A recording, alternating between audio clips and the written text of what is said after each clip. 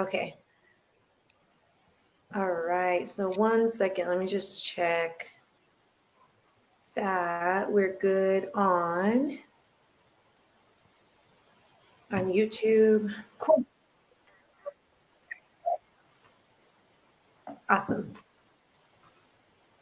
Perfect. Yeah, awesome. I just got a little alert on my phone. So Nice. nice. So it looks like we're good. So we are live. You're live.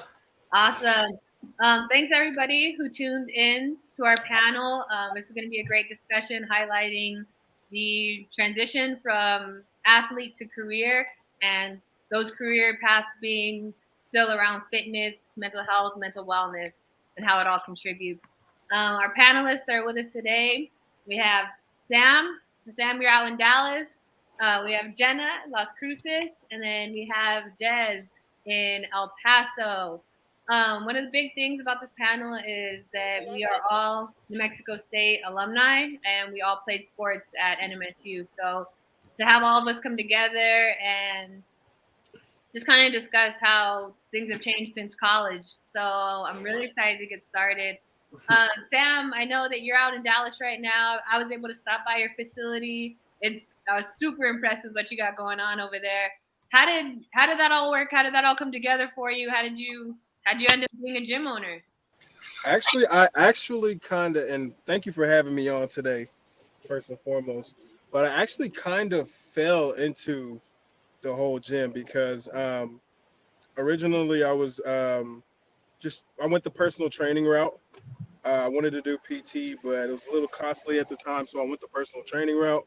And with ambitions of getting into PT school later, so just working with the general population, I started to understand that dang, I like this kind of more than kind of just working with injured folks all the time. I like working with people that kind of they want to be there and they're trying to get better. There's a goal there to reach, and we're both there trying to attain it. As opposed to, oh, I just got in a car accident. I don't want to be here. Like, just get me right and get me out of here. It was just a mindset with the people. But I kind of fell into the gym because I was training at a fitness connection, and I was also training part time at the gym I'm at now. And the owner's lease was up, and she said she didn't want to take over the gym, and she was going to sell it. And I was like, "Well, hold on, I'll take it over." So that happened in 2019, and we've been up and running ever since. We're one of the top gyms in Dallas. My facility is 16,000 square feet now. Oh wow. So we got a whole lot of space. We got 9 or 10 trainers. Trying to get a yoga instructor right now, and it's basically been up since I graduated. I can't complain about the process, the journey. We're up and rolling now, so yeah, that's where we at now. I love to hear it. That's what happens when preparation meets opportunity, right? Big things come Exactly, together. That's exactly. awesome. Jenna, I know that you spent some time actually coaching at New Mexico State with the women's track team. I know that you had some major success there with the team. Um, I know you kind of transitioned out of that. Can you tell me more about what you're doing now? Yeah, so when I was coaching, I just loved being around the sport. I loved the program. There was a lot of changes happening, and I stuck around. And I was lucky enough to get a master's degree out of it. So while I was coaching, I got a master's degree in exercise science and education. So I did that while I was coaching, and then just kept kind of figuring out, like, I really thought I was going to pursue coaching for the rest of my life, college coaching. And it just wasn't fitting as well as I thought it was going to. I realized that even though I was having success, as a coach, and uh, my heart was really more towards, like, how are my athletes doing, instead of like pure performance. And in college coaching, it's performance. So if your whole heart, I'm not saying that other coaches don't care about their athletes, but like, if you're not about performance, like, uh, you know get out. So it's not for you. So I get that. So I'm like, so what else can I do? So I ended up still continuing on with the team, transitioned into director of operations. And then I went into the clinical mental health counseling program at NMSU, and I went that route. And then I am currently a mental health counselor at a private practice here in town. And then I have my own business. It's called Benefit Health and Fitness, where I do personal training, nutrition coaching, and I'm able to combine that mental health aspect into creating a really holistic wellness like environment. And so that's what I've been up to. That's awesome. I know that, throughout my athletic career, there was a lot of pressure around performance, especially at the collegiate level where you're competing for conference championships and your shot at nationals and Mm-hmm. being an All-American. And so I think it's a huge part of sports that sometimes gets overlooked. Mm-hmm. And I mean, I'm really excited to hear more about where you take that and where your personal business develops into. Des, I know that that's something that you've actually focused your career around. I know that you did your master's in sports psychology, and that you also currently own Cut by Coda, and you're doing personal training there. Can you kind of, I guess, inform everybody on how those two paths came together for you and how you're integrating both sides into your business? Yes, ma'am. Just like what Jenna was talking about, the pressure to perform, was you and I, Zoe. We're in the trenches together. The way we trained for the multis was crazy. And I reflect a lot upon my mental process when I was at the collegiate level. And I know that I was always physically very prepared. And I think mentally there were just a lot of missing pieces that could have potentially been made complete had I had more of an exposure to mental skills, sports psychology, mindset coaching.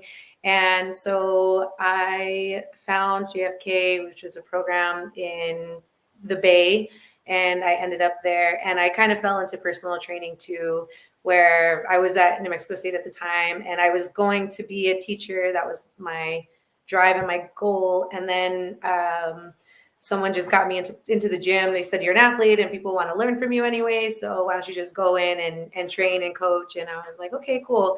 And I really liked it. And it was still like I was still very much teaching and just in a different realm. And to pair it with the mental side of sport, which is a huge percentage of how we perform and whether or not we perform well, it has been really insightful, and it's kind of given me a lot to build upon. Just not only reflecting back in my own career as an athlete, but even just moving forward, all the positive psychology techniques, just grounding, self-talk, resiliency. And I am lucky enough to be able to utilize those skills every day with my clients.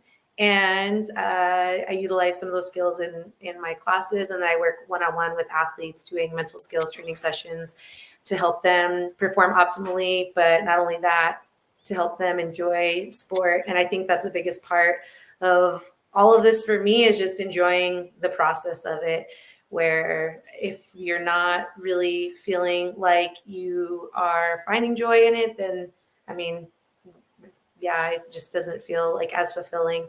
So tying those two things together has been a large part of my life, and I'm very happy I landed here on accident.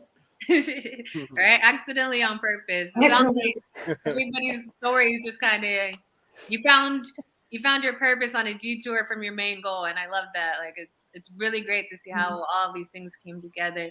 Sam, I know in the gym, when you're working kind of with the general population, I was wondering, what is one of the more common goals that people come to you with? I know a lot of times, well, my thought is that a lot of times people are like summer bodies, or I want to drop 5, or how does that compare to how you actually train them and how it just correlates? If you start doing the right things, building the right habits, is that kind of your approach, or How do you? Yeah. So I mean, people come in with subjective and objective goals. Like, they'll come in and say, I want to lose 50 pounds. I want to lose 40 pounds. I want to do this, that. But I kind of steer them towards like making a lifestyle change as opposed to anything.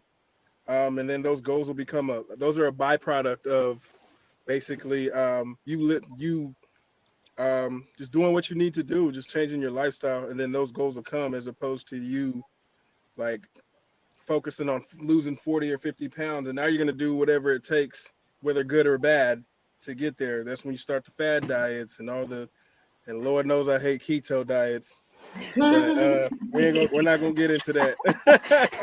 But I just kind of pound certain concepts into their head. Just moderation is key.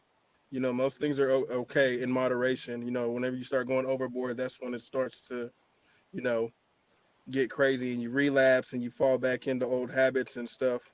And I also preach sustainability in our programs and in our dieting and stuff. So I mean, you can't adhere to a certain program if it's not sustainable. Like, I'm not gonna tell somebody to eat 1,000 calories a day and do 3 hours of strength training in a day. Just it's not sustainable. It doesn't make sense. I mean, for a short term goal, maybe getting ready for a show or something like that, we do extremes like that. But as far as just general population wanting to live a healthier life, wanting to move better, just I kind of practice, sustainability.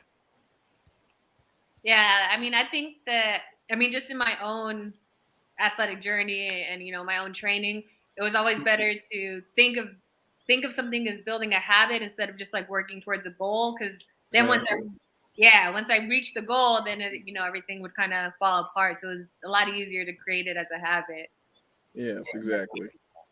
In that sense, how do you motivate and support your clients to stick with their fitness? And that's great. A lot of what we do is motivation. Some people they come in with a flame, and it's our job to fan the flame. Fan the flame, make the fire get higher and higher and higher until they're blazing. If that makes sense, I don't know if I put it in a little metaphor, simile, or I'm with whatever. But a lot of what I do well, this is what I see that works. I mean, I try to um, I kind of change and do whatever I do to see what works for that person. But most of the time, positive affirmations go a long way. Because I mean, even as athletes, we're used to getting beat down, and no, you're watching film, and you got to do this right. You didn't do this, you didn't do that, and you don't really get praised on what you did do well. So I mean, people get that feedback, and it just drives them to come in the next day or the next time they come. They're like, every time I go in there, I feel good. Like I leave feeling good, my body feels good, my mental's good. Shoot, I want to come back, and that's how it usually ends up happening. Nice. Yeah, I think the positive self-talk is huge. On that same path, actually, I'm just gonna break for a minute. Mullins, welcome. You were everything good on your side? Uh-oh. Almost. Welcome back. Welcome back. Jenna, when we're talking about positive self-talk, I was wondering if you could discuss the role of mindfulness and if you use meditation also promoting both physical and mental well-being. Yeah. So, um, with my clients, like, so being mindful, first of all, is just being in that present moment, being able to be in the process, be able to appreciate the process, and not letting your mind kind of wander off. And when it comes to fitness or mental health, like being in the moment and being intentional with what you're doing makes so much of a difference. Like, as far as like intention versus like intensity, it if you don't have like intention with your intensity, then it's just kind of, you're going to burn out. So being mindful, like the way that I kind of get that across with my clients is just talking a lot about the importance of gratitude in that process and really enjoying the process, because like Sammy was saying, like you want it to be a lifestyle. You don't want it to just be like all you have is this destination in mind, and sometimes it can feel like the destination is getting farther and farther away. because you're so focused on that, you're not even paying attention to what you're actually doing. Or again, like Sammy said, like even being able to pat yourself on the back and actually like receive those positive affirmations. So that's kind of how I go about it, is really reinforcing like the process is everything, and it's fun when you really invest in the process and invest in yourself and be intentional. But I think that's probably the biggest thing that I like to utilize when we talk about mindfulness, that I've seen that works with my clients. I think it's honestly huge. One, and I don't know if you guys have seen this film, but Peaceful Warrior. It's about a gymnast, and he ends up getting hurt, but he comes back and he actually works with the guy. And one of the main concepts in the film is remaining present and being in the here and now, especially while you're performing, because when you focus on the here and now, your performance increases because so much of your attention is in that moment. So I think you couldn't be more right with that. And I think that's huge, and I've seen it in my own athletic career have an enormous impact. Yeah, it definitely relates to sport, obviously, because we're thinking about like in track and field, we're thinking about like PRing or maybe winning a race or getting ranked or something like that. With football or basketball, you're trying to win the game. You know, that's the destination. But if you're not present within the game or present within your race or your event, like it's going to pass you by, and then what are you going to do? It's over. And yeah, it doesn't feel as worth it or rewarding when you're not there for it mentally. So definitely, I definitely agree. Mullins, can you hear us? Is everything coming through clear? Yeah, I'm good. Sorry about that. I don't know what was going on. This is this European Wi-Fi, man. We're happy you're here. We're happy you made it. It's good to see everybody, man. It's been a long time. It has. Yeah, for sure. it has. A little reunion. I know. It's good to hear. It's good to hear everybody and just to read about what everybody's doing now. It's been a long time it's been a while since we've been in college. So it's good to see everybody and you know what I mean, what everybody's doing now. Definitely. I know that you have a lot going on right now, just in terms of your transition and into career and sport. And can you tell us a little bit more just about everything you have going on? Yeah. So since graduating from school, I went on to play professional basketball. This is my 8th year out now. I'm currently, like right now, I'm in Luxembourg, just finishing off the season. I'm getting ready to go back home. But since playing professionally, I kind of took this year to also kind of figure out what my next move would be as far as like transitioning into my next phase of life after basketball, because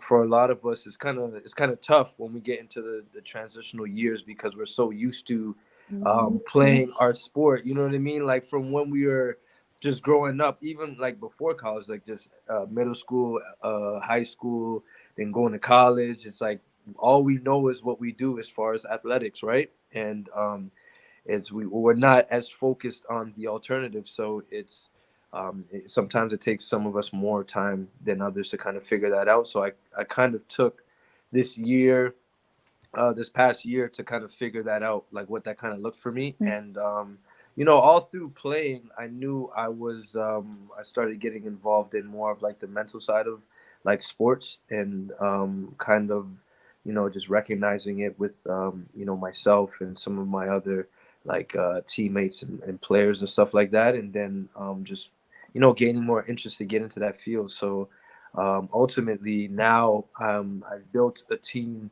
I'm a part of a team with 2 other like sports psychologists, and we actually created a program, like a sports program that we have for the youth right now, specifically high schoolers, where we have this program that's catered to focusing on the mental side of sports and just helping them organize their thoughts and everything, that'll help be beneficial to them on the court, but also off the court. And I feel like it's just like it's just important to be able to reach them and to touch them at an earlier age, because I feel like, you know, it might be some of the things that we were going through as far as like um, you know, just a lot of pressures and stresses with our sport that we didn't know. You know, a lot of overthinking and stuff like that. So it's a lot of getting to these guys earlier and kind of helping to guide them so they don't run into the same kind of, you know, barriers that, although we kind of didn't have as much help, but we figured it out just by experience, trial and error, but kind of giving them um, that extra backing so they don't have to really run, get that low without and having to figure it out, and giving them that extra tool. So ultimately, that's you know, what I've been involved with this past year, and becoming an assistant coach to a prep program as well. Oh, nice. That's There you go. those are huge. Where is your the mental skills program that you developed? Is that, I know, is that going to be something that is that implemented here in the States? I know that you kind of move around a lot. Where is that out of? No, right now it's in just in, you know, in Canada, but we're looking to this year was kind of the first year we kind of actually like launched it, and we have a you know, a prep program, a couple half of the team that's enrolled in our you know, in our program. So we're just looking to expand, you know, within Canada, and then looking forward to expand like all over at the end of the day. Nice. That's huge. I know that Des is also Des and Jenna both, and I know that have both spoken about how they're involved in mental health and how they're combining that with sports. Sam was actually just talking about how he's able to, you know, work with his clients and motivate them using positive self-talk, positive affirmation. So I think that the fact that we're talking so much about mental health in sport really just talks about how far we've come kind of since back in the day. Right, right. Yeah. It's a long way, yes. It was very different. Des, I kind of wanted to shift over to you. What are, I know that this is something you've been working on. I know you've been out in the Bay Area and you've been working with your mental skills. I know you combined and worked with or collaborated and worked with a program that was in conjunction with Apple, and you did some things with some kids there as a mental skills coach. What were some of the challenges that you faced? Where was it more with the athletes, or did you face more from the parents kind of just coming into the mental health space and then maybe not being aware of everything that you bring to the table? That's a really good question. The buy-in is the most important part. The buy-in from the coaches was easy. The buy-in from the parents was more difficult because when they hear like mental skills coach, the word mental has a negative connotation, maybe more like Europe, but here it was something that I had come across with many of the parents where they were concerned about, oh, my child needs therapy. What is this even going to consist of? And so I would just have to explain to them that it was more sport related, although we would address some factors that might inhibit them from performing well and from uh, being able to enjoy performing. So the hardest part was probably once you get past the parents and they better understand what you do and why you're there, then the reaching out to the kids is probably a little bit easier. But I think something that was kind of a hurdle to get over was just like the technology part of it, because we would do things online. And since COVID, everything's been online. And so the kids were just really tired of being in front of a screen. And that was probably like one of the harder parts. But other than that, once they started implementing these skills and these techniques and they started seeing their consistency increase and their confidence rise, then they started carrying the conversations when we would talk about mental skills and how it would impact them. Something that I think is really important that Moling said was about the identity part of it too, is you have to get these kids to understand that as much as they love the sport and they're so immersed and embedded in it, and this is just a huge part of their life, that there's so many other things that they're good at. And I know that that was a really hard thing for me too, transitioning out of track, because I still love the sport, and I always tell people if I could still be running today, I absolutely would be. But yeah, to answer your questions, it's a buy-in from the parents. Gotcha. Yeah, that I think that there's been such a large shift around mental health, and I guess kind of when we were coming up, but even a little bit before that, mental health was something people just didn't really talk about. There wasn't a lot of focus on it, especially in athletics. I think that when people thought of athletics, they just thought of the physical aspect, and so I could see the parents kind of still, if they're older parents or even younger parents, having still kind of a barrier up when it comes to like the mental health aspect of sport. But as we've discussed and as we've seen in our own careers, it makes a huge difference. And so I'm really glad that you guys are all participating in that.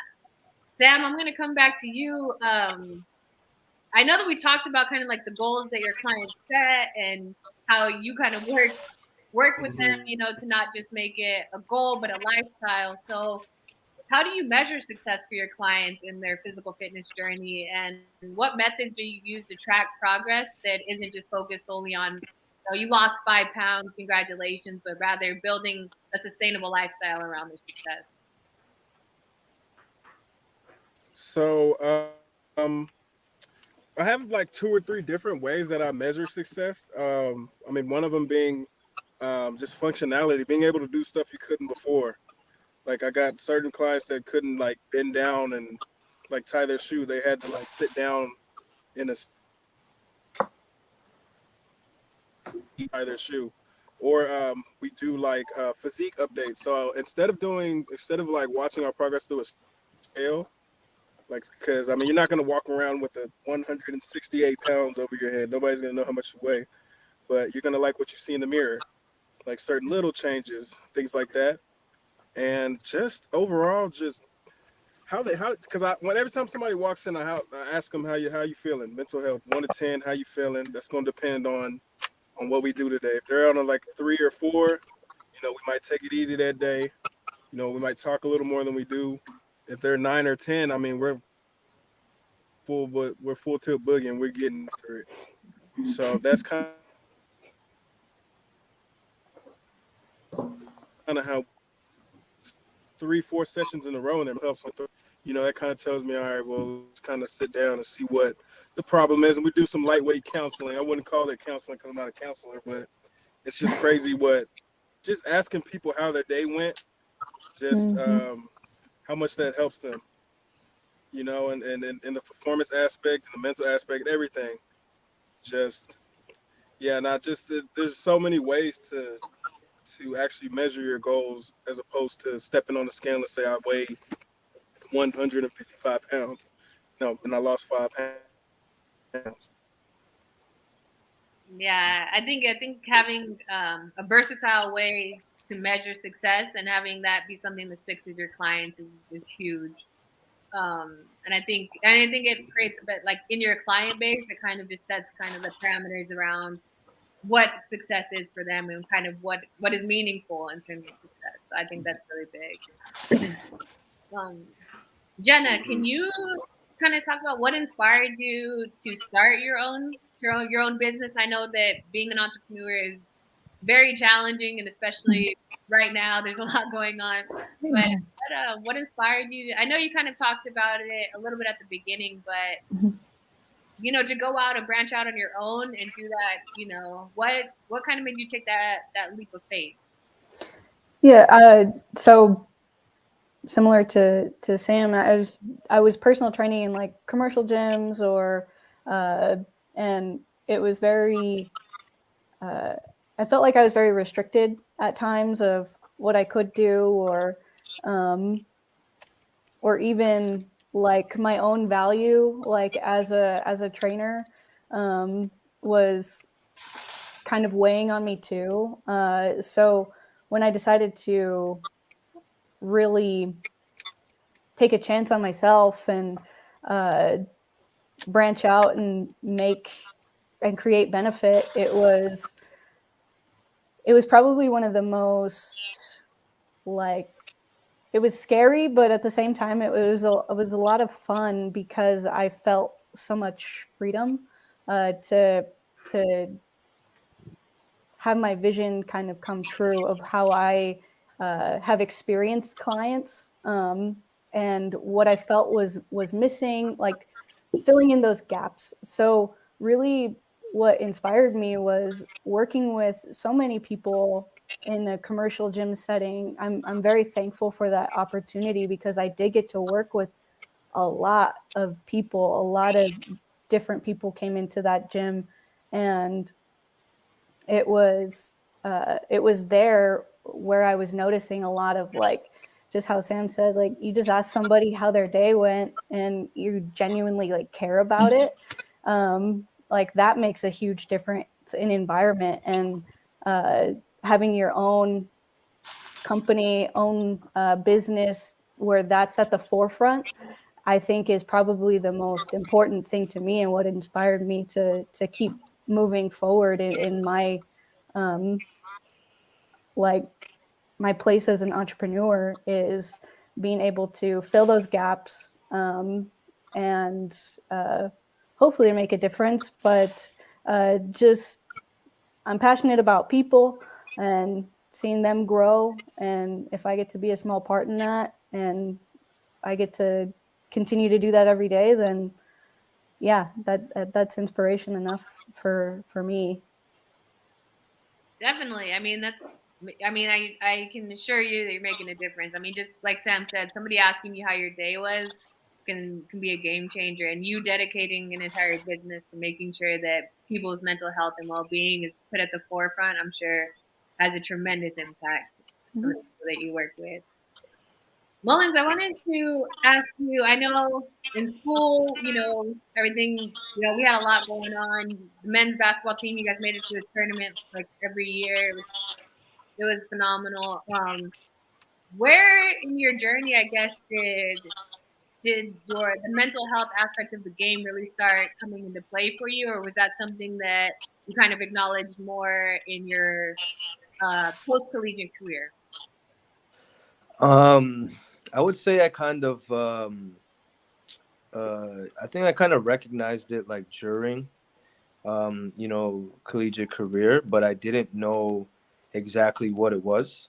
Um, I was like a big overthinker, Mm. um, and I put a lot of pressure on myself. I feel like just all the work that I put in, and then as going from freshman to sophomore, and like um, the importance my role went up, and how important I was to the team. It continued to grow, and I felt like I attacked that, but also at the same token, it was like I put so much pressure on myself initially, and I kind of I didn't know exactly what it was. I just knew I was like an overthinker, so I was just trying to find ways to kind of I did a lot of self-talk, and I didn't know at the time, and even a lot of like meditation, which I didn't know at all. That I was just doing, but I was just doing it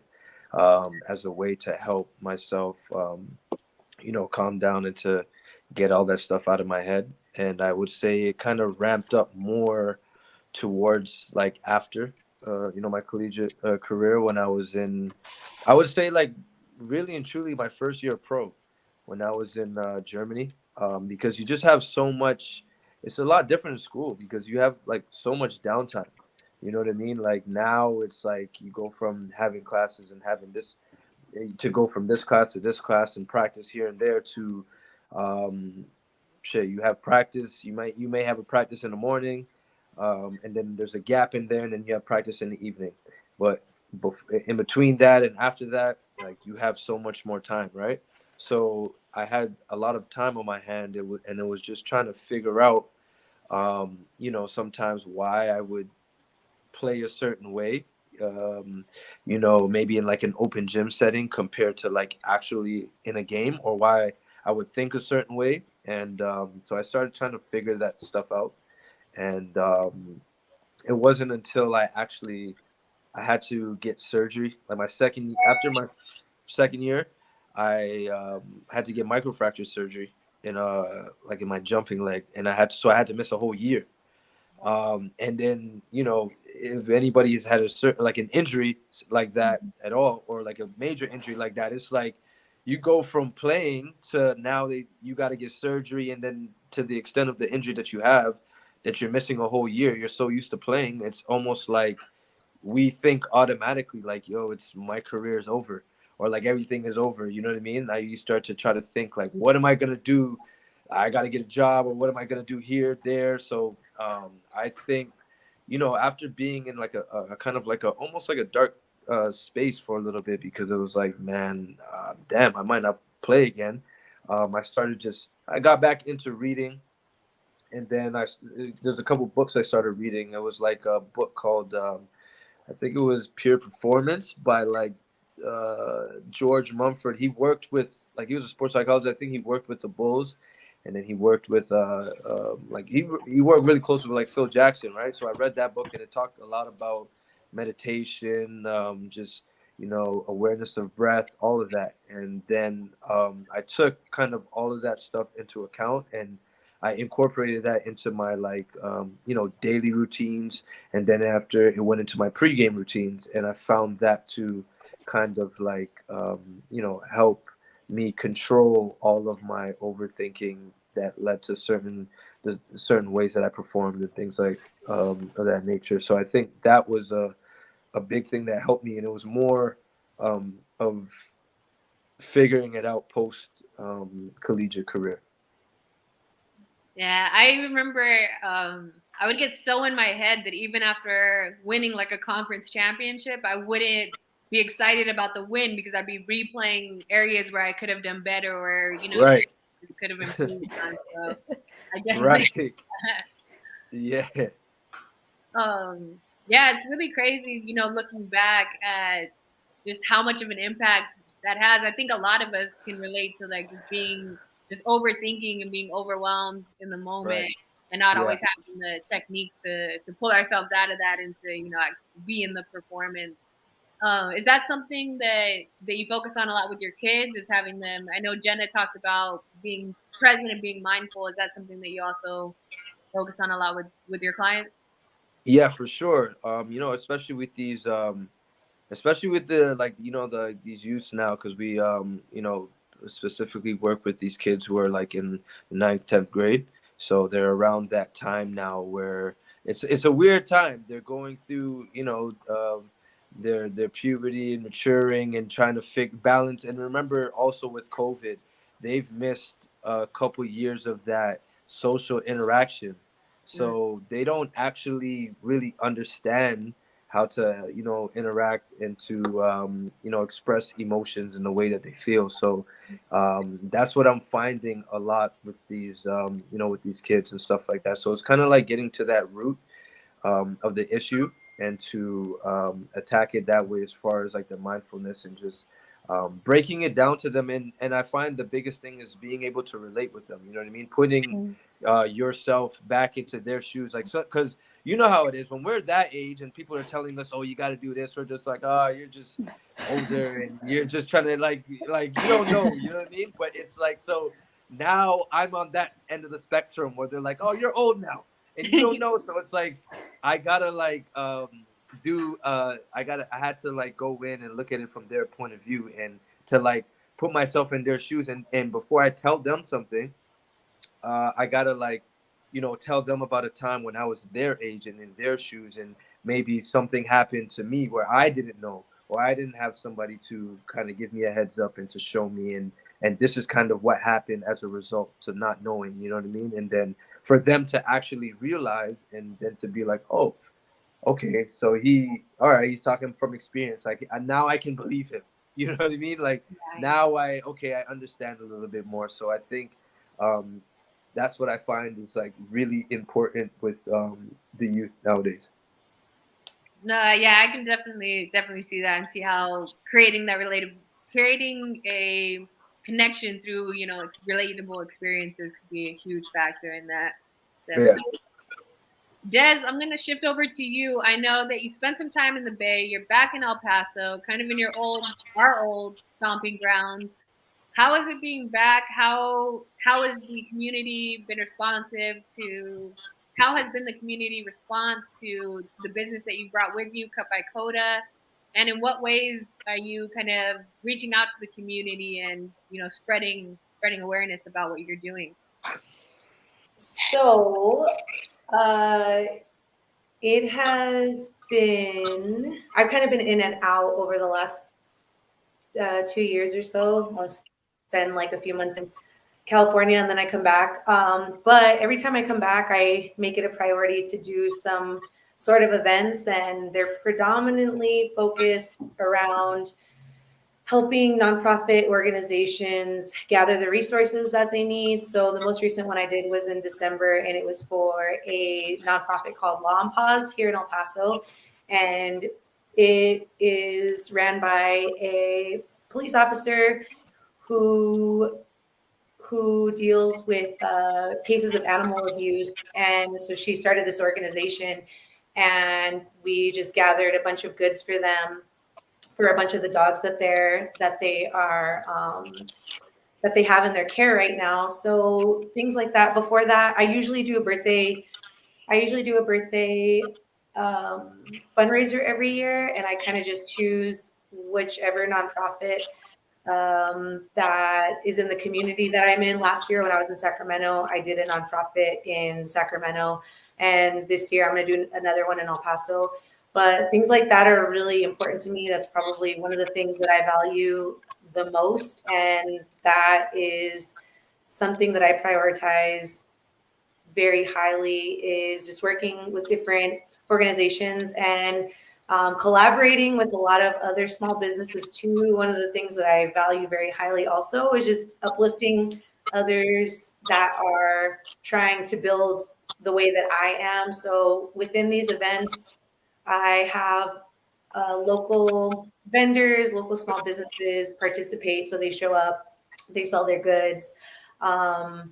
And we collaborate in that way. So something else that we're working on, Zoe and I, to try to bring to El Paso and make it something that's really consistent, is the Nike track and field camp that's going to be taking place in July. And that will be the only Nike camp in the Southwest region. So we got Arizona, West Texas, and New Mexico. So any coaches out there, tell your athletes that that's happening.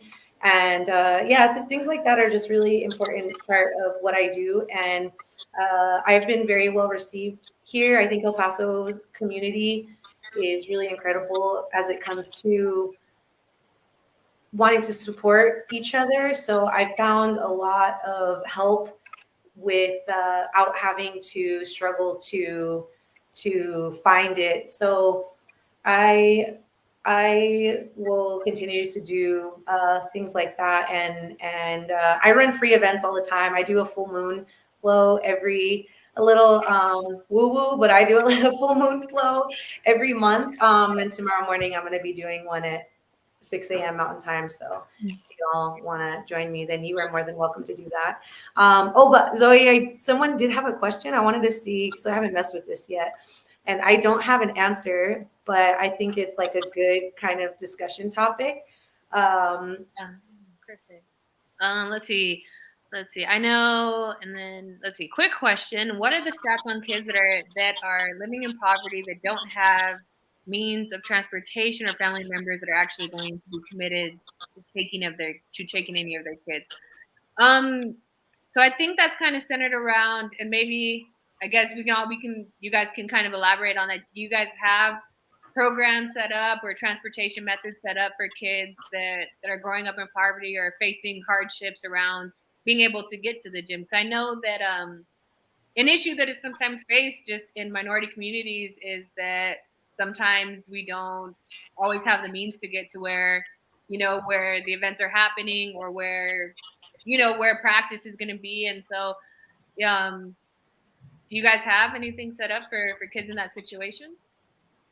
Or is this, I mean, if not, maybe this is a good time to maybe we can think about, strategize on developing something like that. But I just wanted to see if maybe that was something. Before we jump into that answer, Tabitha, welcome. Can you hear us all right?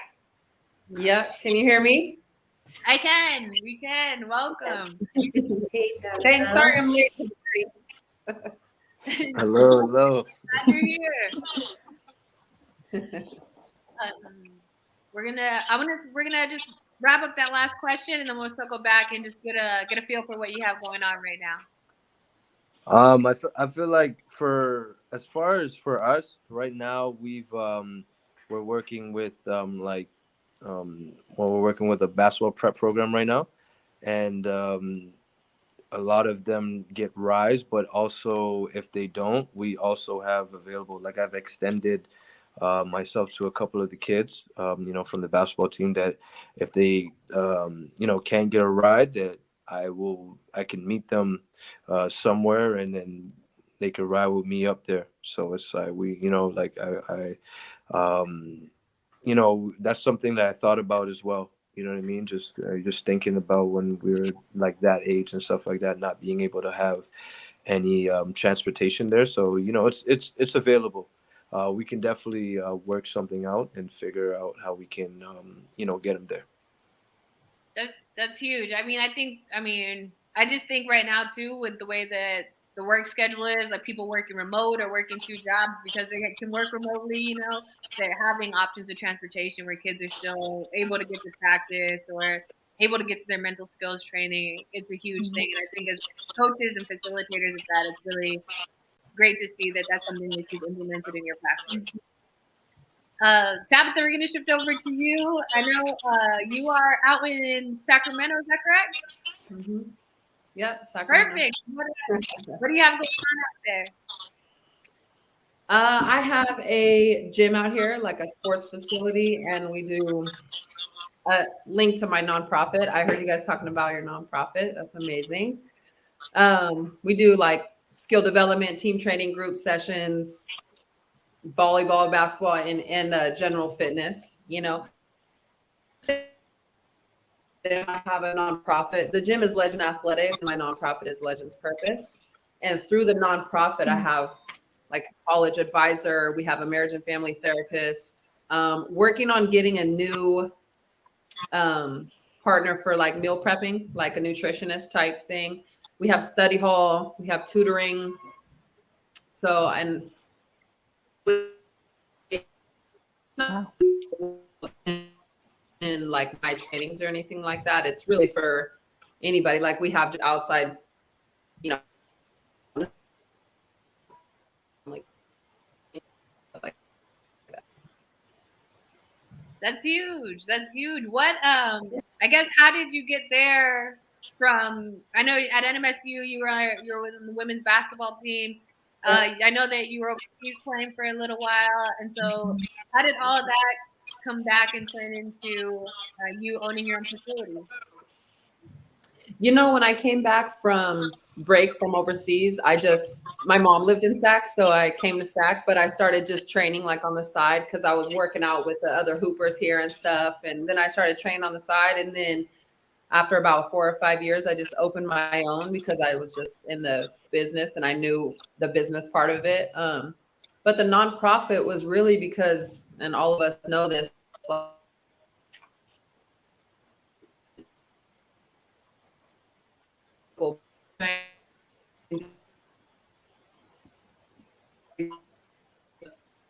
anything that happens in your life, that was, you know what I mean? So that's kind of where like the nonprofit comes in, trying to help with like the mental part or family or the right people have take stuff like that. So that's what inspired that part.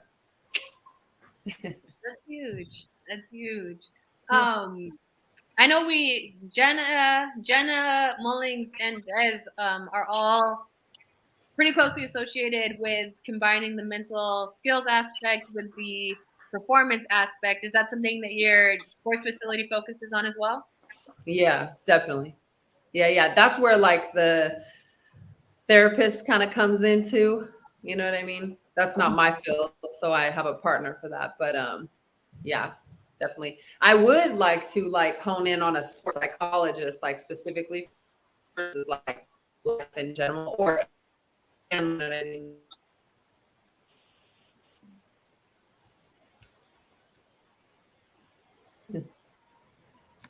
Gotcha. I think we had a little static there at the end, but I think we got everything. It looks like we I had see. another. Sorry. Yep, that's what I was gonna say. Yeah, I see a question. Oh yeah, it looks like we have another one. Knowing what you know, and I'll just send this out to everybody. Knowing what you know now about the transition from being an athlete to what you are doing now, what advice would you give your current self versus your athlete self? Des, do you wanna start that one off? Absolutely. I would tell my younger athlete self that there's no room for self-doubt. I would work really, really hard to manage that and to ensure that I felt that way. Because like I said before, I always was physically prepared. I was in such the best physical shape, but mentally, I think that there were a lot of blocks because I did doubt my abilities a lot of the time. So, yeah, I would just figure out more ways to implement techniques and skills that help me decrease my self-doubt and increase my confidence. That's big.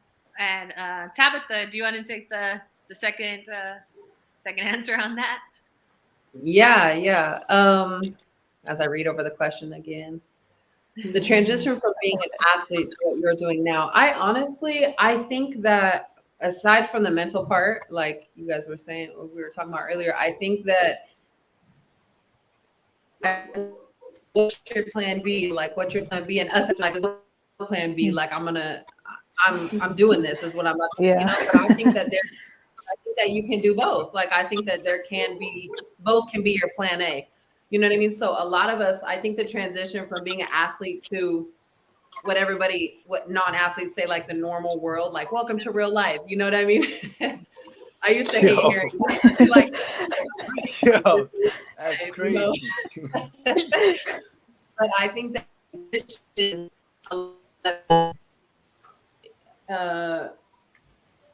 for lack of better, like lose their identity because that's all we live and breathe from 4, 5, 6, you know. So Yep. Or major was criminal justice. I think that it's okay to do both. You can do both. Both can be plan A. You know what I mean? It doesn't have to be like, oh, it's hooping or it's, opening a nonprofit. You can do both. And I didn't really realize that until probably my fourth year overseas because I just put all time and effort, which it does take all your time and effort, right, to play collegiately and whatever. But you can have both, and I think that's a different mindset, versus like, oh, what's your plan B? Because there's no plan B for us. So that's what I would say. I agree. Mullins, it looks like you agreed with that also. Did you have something you wanted to add in on that? Heavy. I agree with both. I agree with both ladies, like wholeheartedly. Like as far as like on the mental side of things, it's like how I was going back to just going through a whole bunch of like things mentally, just being a big overthinker, just not knowing it. I feel like if I would have been able to try to attack that and to actually figure out what's going on, how to come up with more techniques to kind of get myself to be more in a relaxed state, I feel like it would help take me further. You know what I mean? Like that's what I feel like that would help big time. And then also, like what Tabitha was saying was like not only saying like, yo, I'm hooping and this is all I'm locked in on, like figuring out. I think it's a big thing that we should figure out also what we like to do, like what other hobbies we enjoy. You know what I mean? Like one thing for me, I took sociology in you know, a school, but I really wanted to take psychology, but I felt like I was just so on a yo. I came here for basketball, and Mm. psychology is a lot of work. I'm not locked in on this. You know what I'm saying? Like, I'm not locked in on this, so I'm just gonna do this because I can just get through you know, doing these classes instead of saying like, nah, I really want to, you know, do psychology as well, and I can do both. You know what I mean? I can find that time to, it's basketball, but also find that time in my downtime that I understand that I enjoy this, and to put my time and effort into that as well. And you know, I feel like that would have been a smoother transition into you know, what I'm doing now. I feel like, you know, I'm still along that path of like, you know, what I want to do post or transitioning into, you know, post basketball. But I feel like having more of that background of an understanding would have helped like tremendously to just know that at an earlier time. You know what I mean? And so I feel like that is a big thing that is very important, you know, for a lot of athletes and you know, student athletes like us, having that mentality growing up. And I feel like that is a part of like some of the things that I try to instill into the kids that I work with now in the mental skills program. So it's like I agree with you guys like big time on that. Mhm. Nice, definitely. Jenna, I know we're closing in on time, but I wanted to get your thoughts on this. I guess on anything that the panelists have said regarding this question, or your own aspects of how you feel. Yeah, I mean, it's funny because we obviously all have different experiences, but we're all nodding our heads like crazy when everybody's talking because we're like, yep, yep, yep, yep, yep. So I think everybody's kind of hit the nail on the head. For me personally, I think what I would add to that, just from my personal experience, was I kind of what Mullings was saying, like kind of expanding on what I might like would have helped me be more patient in that transition um, from being athlete to a business owner. What I'm doing now, because my career personally was over like overnight in college because a health condition disqualified me. So all of a sudden, I was faced with a lot of reality. I was like, what am I gonna do? Like, I don't know what I'm going to do. And it still took me, and I was like forcing it. So I would have taken more time to let myself feel all of that and then be more patient with myself and be able to expand on yeah, what I liked. Honestly, I never thought I was going to get an advanced degree, and now I have 2 advanced degrees. Because so it's just kind of crazy. Me expanding my horizons now has led me to where I am, and I'm really thankful for that. So journey was tough, but I wish I would have been a little more patient. So I would have told myself like, it's okay. It'll be okay. Yeah, I think that's big, and I think that sometimes being always, go full speed athletes, like we're going to the next thing, we're going to the next race, the next game, the next practice, that sometimes we don't always have patience with ourselves, and even when it comes to like skill development, sometimes we'll just want to know something and have that down, or have that crossover, or that jump, or whatever, just locked in. And I think that having patience with yourself, actually, and giving yourself that compassion can actually go a long way in informing on who we are now and who we could have been back then too. Um, I know we're wrapping up on time. I just really wanted to thank you guys for participating in this and for taking the time out of your day to share this with not only with each other but with the community. I know that we blasted this out to as many people as we could, and so it was really a pleasure to have you guys on and to just dig a little deeper into what you're doing now. I know Sam had to blast, but I know that his gym in the triple D, I think was what they call it, in Dallas, is doing really well. I know that he's running some promotions this month and that he has a lot of big things going on. I wanted to give you guys an opportunity before we close out, just to shout out if you guys are doing anything with the community, if you guys have any outreach opportunities this month happening, just to let everybody know. We can start with you, Des, while we wrap everything up. Things that I have going on. Sorry, I was reading. I was reading one of the questions that was being posed again. It was things that we have going on. Yeah, just to give us just an opportunity to kind of promote our business, our outreach, what we have going on this month, just the way that things that we have happening with the business. Okay. I have live classes every Monday, Wednesday on Zoom, so all online, and you could find those all on my website, cutbycoda.com. Full Moon Flow tomorrow. I'm teaching a class in Oakland, a live class, and that's going to be specifically oriented towards runners. So it'll be working on mobilizing, activating for runners specifically, and Nike Camp in July, and that will also details will also be coming out on my website too. But that is it for me.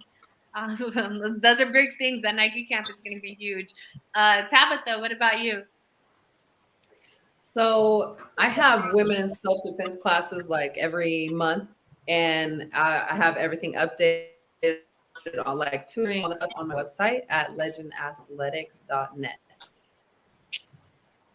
Perfect. I know, yeah, that I honestly have been looking into, now being in a bigger city, looking into taking some self-defense. So if I go visit Really? Yeah. in Sacramento, I'm gonna have to stop by and check out what you got going on. Definitely. Mullins, what about you? Do you have anything that you want to tell the people, share with the people? Yeah, I want to shout out my kids, man. You know what I mean? Like my prep program kids at the SC Academy. AAU season is coming up. Also, I want to shout out my team that I work with at Limitless Performance .ca. That's the mental skills performance program that we have going on.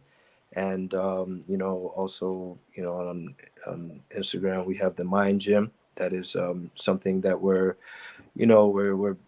installing and bringing up, that's working with technology to work on the mental sides of performance. And also my brand Unlock Souls, that's also working with the youth and tapping into the mental side of performance as well as the physical. So yeah. Nice. Jenna, what do you have going on this month? What do you want to share with the people?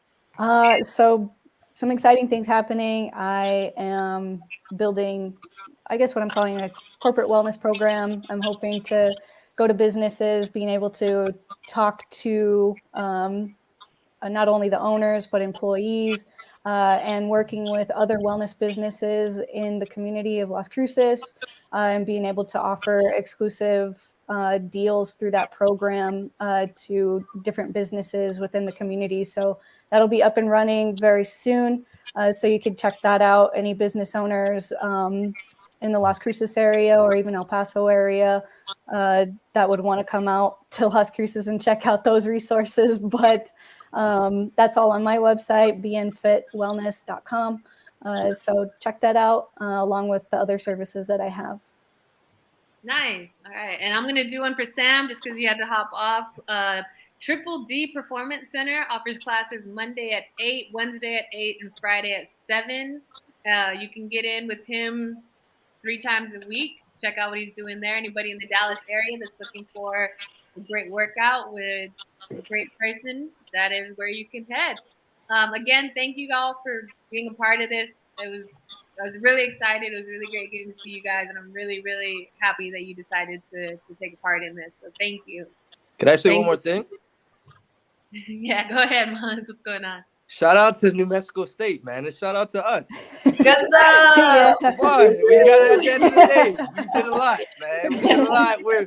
We're all legends in our own right. Like, don't forget that. You guys all did Proud of things. us. You know what I'm saying? We was there, so we all got to pat ourselves on the back. Shout out to you for putting this together. Yeah. This was amazing to be able to see. It's been a long time. Shit. Yeah. It's amazing to see everybody and just to have this conversation. So I appreciate all you ladies and Sam, you too. So, and everything you got going on. So, you know.